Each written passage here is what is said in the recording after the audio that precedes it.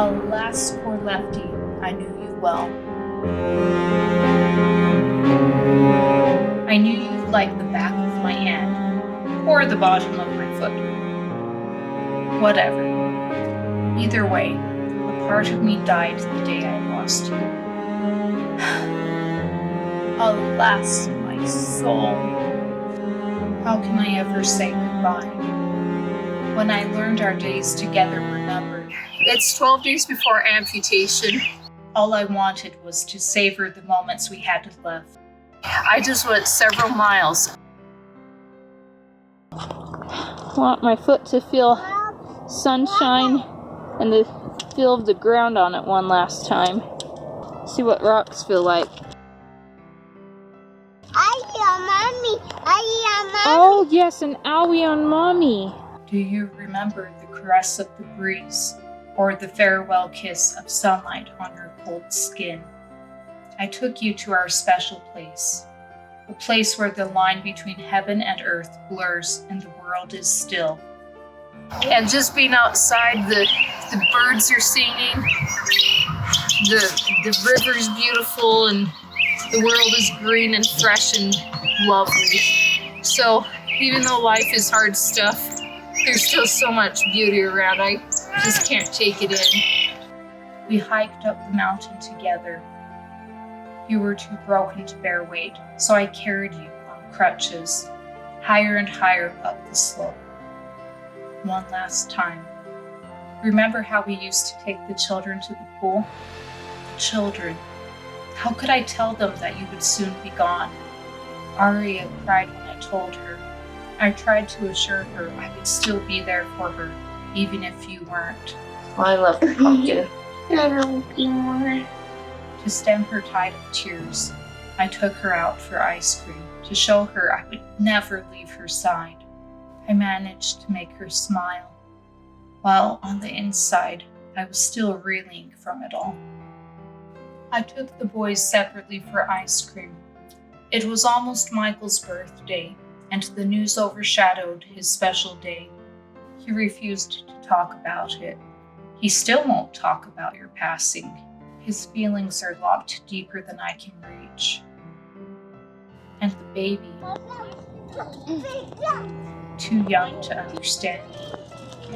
No matter how many times I tried to prepare him. Leg off, see, like that. Mama's leg is going to come off. I could tell he was missing the point. Let me show you a picture of her residual limb.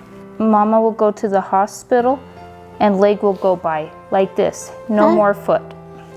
Yeah, all done, owie. Owie will come off. Goodbye, mommy. Yeah, goodbye to this leg. He wouldn't realize what was happening until you were forever gone from his life. He's so young. Love you, Mom. I love you too. Will he even remember you? Mama, hi. Mama, hi. Yeah, you're helping Mama's owie.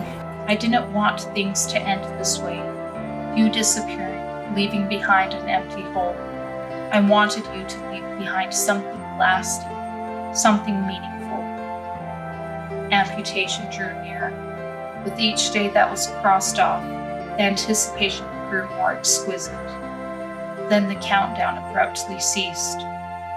Complications had arisen, an agonizing condition called complex regional pain syndrome that affects the nerves, making you feel like you're literally being burned alive. The most painful of all chronic pain conditions. It's known as the suicide disease. I had amputation scheduled for May and that got called off. One of the doctors on the team was concerned that if we operated while the CRPS was actively spreading, then it might spread into the stump of my leg. Another doctor had voiced the opposite concern that if we didn't do the amputation right away, then it might continue spreading and become an above-knee amputation situation. So there's not a lot of data. We decided to, as a team, hold off and try to stabilize the CRPS. And that has made life unbelievably difficult. Instead of closure, my life was thrown into increased pain and uncertainty.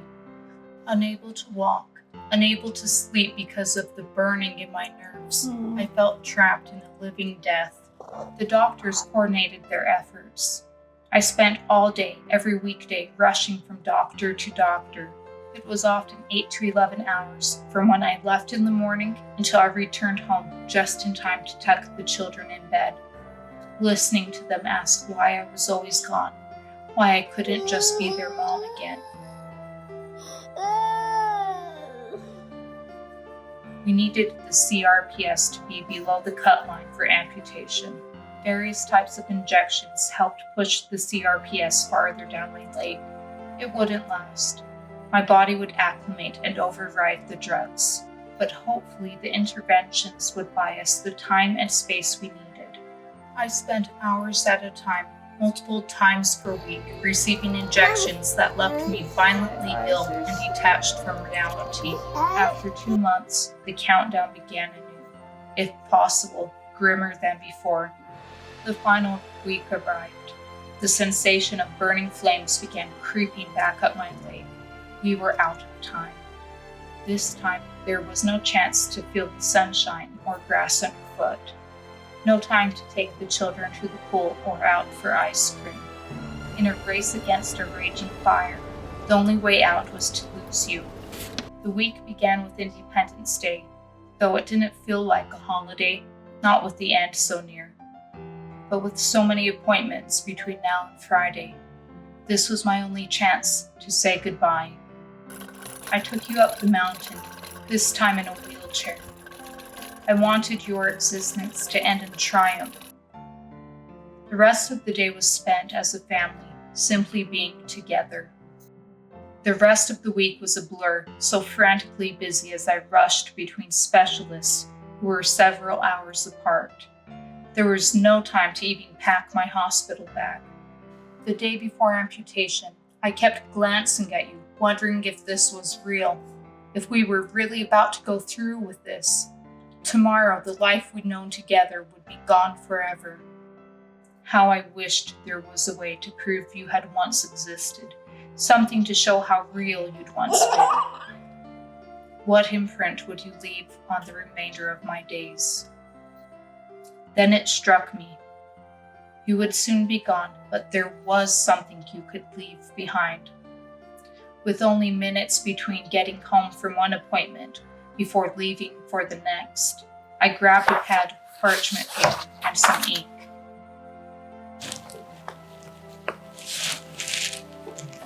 You and I filled every last page in that book. Enough sheets not only for the children, but also their children. Page after page against the backdrop of a ticking clock. The imprint you'd leave behind was a symbol of the faith that had brought me thus far, and that would carry me onward. Faith makes all the difference. With barely a moment to wipe away the ink, I rushed off to the next doctor and the next and the next. 8 appointments in a single day. The day evaporated before my eyes. Before I knew it, all the appointments were over and the offices were closed. There wasn't time to do everything I would have liked, so I picked what was most important to me, finding solace through my religion. So I've been rushing around today. Didn't really get to do most of the things I would have liked to do on my last day with my leg, but one thing was a priority, and that was coming to the county, since it's my favorite place on earth.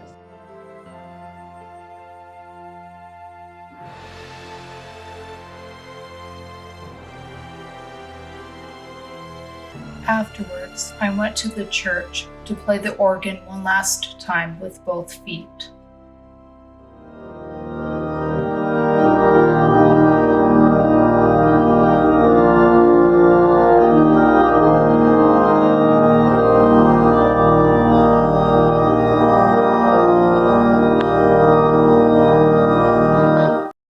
The sun set on one chapter of my life.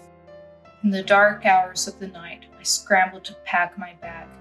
Before I knew it, the countdown had ended. It was time. Before the sun had risen, the following day, you and I entered the hospital together for the last time. The surgeons arrived. One had been on this journey with me longer than anyone else. As one of my last acts before a part of me would literally die, I asked him to kneel with me, and we each offered a prayer. I expressed gratitude for the many good things still in my life. That gratitude filled me with peace. It was a good way to say goodbye. I was wheeled back to the operating room. Everyone seemed so intent, so serious, so grim. That wasn't how I wanted things to end. I made a joke, then another, hardly noticing as the anesthesiologist prepped the medication that would put me to sleep. The last thing I remember is a room full of people laughing and smiling. Then it was over. You were gone. Your death gave me a second chance at life. Your loss isn't something that will ever be erased or forgotten. But without it, I would have been trapped in a body ravaged by an uncurable disease. My children saw that there was still hope and happiness after amputation, and that I would always be their mother. They learned that hard things are not the end. This is your legacy. Not only that your death gave me back my life, but that you taught my children to have faith in every footstep. Supporting me in my ongoing journey is as easy as liking this video and leaving a comment. I'm Stefanina. Thank you for joining me on my amputee adventures.